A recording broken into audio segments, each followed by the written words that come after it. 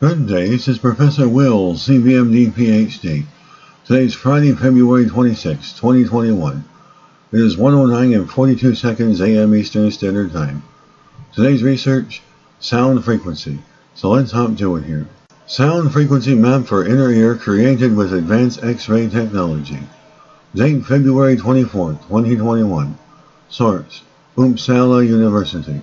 Summary. Researchers have created the first 3D map of the hearing nerve, showing where the various sound frequencies are captured.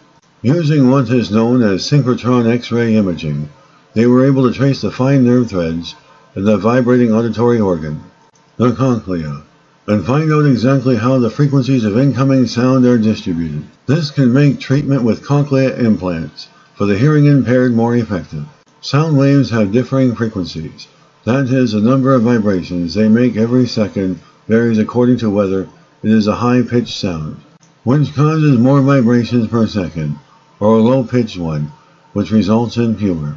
Frequency is measured in hertz, and the human ear can perceive frequencies of between 20 and 20,000 hertz.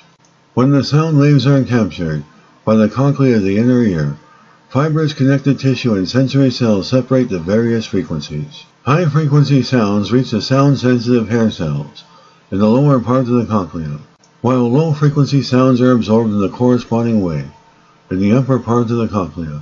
The researchers have now studied the details of this process, almost down to cell level. To do so, they use synchrotron X-rays, an advanced powerful form of tomographic imaging. Since the radiation is too strong to be used on living human beings, donated ears from deceased people were investigated instead. This research has made it possible to work out the locations of the various frequencies in the cochlear nerve, and enabled the creation of a three-dimensional tonotopy frequency map. This kind of map is comparable to a piano, with the keys being analogous to all the similarly coded frequencies.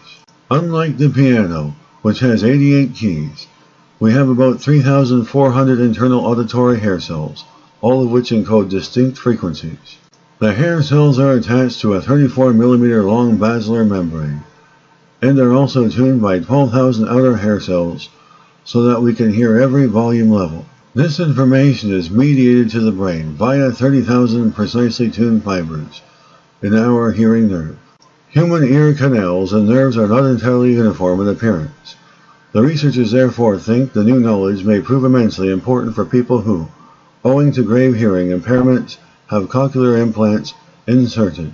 A cochlear implant is a hearing aid where one component is placed in the cochlea to provide direct electrical stimulation of the auditory nerve, while another part is attached to the outside of the skull. Showing exactly what the patient's cochlea looks like enables the technology to be individualized better, and each area is stimulated with the right frequency.